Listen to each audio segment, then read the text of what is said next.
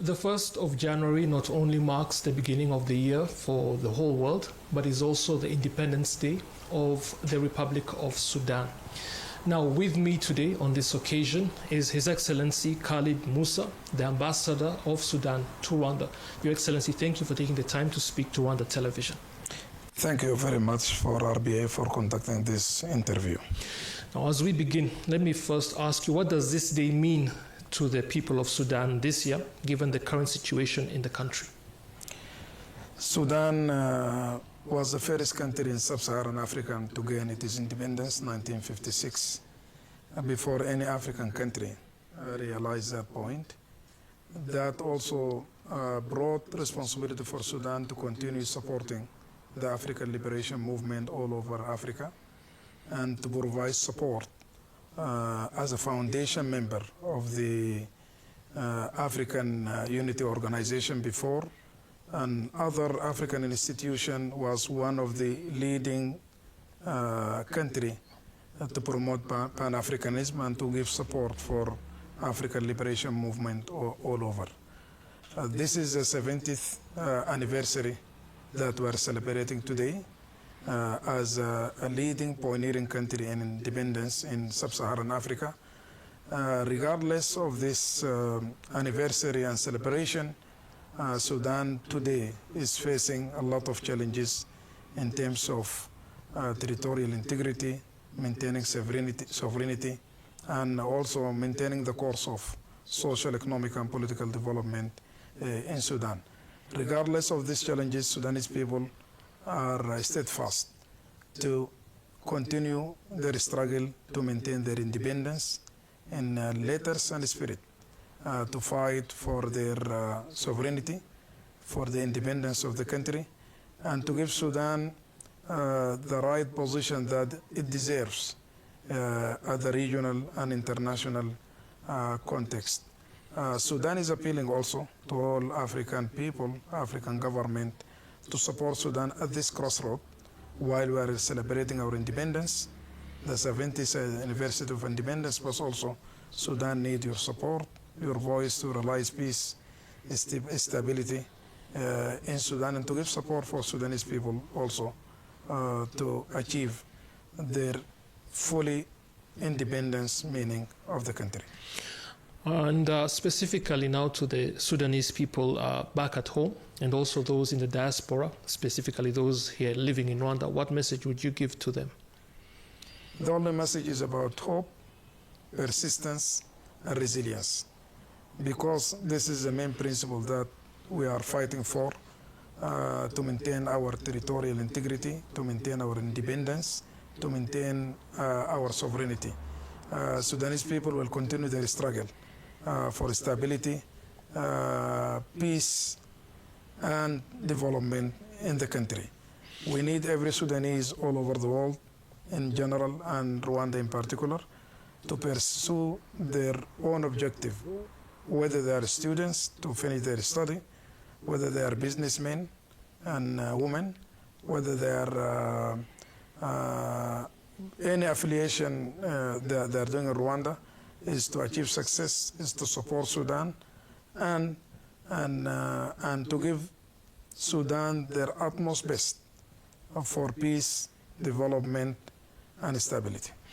Now, how would you describe the current state of diplomatic relations between Sudan and Rwanda, especially at a time when Sudan is facing significant internal challenges? We are enjoying very significant relation between Sudan and Rwanda at this time. That because of the wisdom of the two leaders, His Excellency President Paul Kagame, as a leading figure in the African continent and international community as well, and for President Burhan as well, they join hands. That based on two principles. Number one, a strong believer on Pan-Africanism that led by President Paul Kagame. Second, regional integration. Sudan is part and parcel of the East African community, in general part of Horn of Africa. And the stability and peace in Sudan, it means that it provides also regional stability in East Africa and Horn of Africa. The political, economic, and diplomatic relations are developing based on the spirit of mutual respect and to realize mutual interest for the people of Sudan and Rwanda and for the government Sudan and Rwanda. There is great potential for our relation together, and we have a lot of lessons to learn from Rwanda as an African model for peace, development, and state building. Well, you had previously stated that Sudan needs Rwanda as an economic partner. What specific strength or experiences does Rwanda bring that Sudan is looking to learn from or collaborate on? As I always said, that Rwanda is an African model for development, for national building, and reconciliation. And Sudan, Rwanda right now is developing its own model in economy in a very complex context of regional dynamics. Sudan as a country that will be soon emerging from conflict definitely needs the expertise, the wisdom, the guidance of Rwanda that would be applicable to our specification and our own situation in Sudan. Definitely, we are a strong believer on regional economic integration, and that can help Sudan and Rwanda to achieve their mutual goals together. Specifically, in the food security, agriculture, we would like also to upgrade the trade exchange between the two countries. And it is worth mentioning that the investment of Sudanese in Rwanda right now exceeding 20 million and more in different sectors: healthcare, education, agriculture, construction, and extra.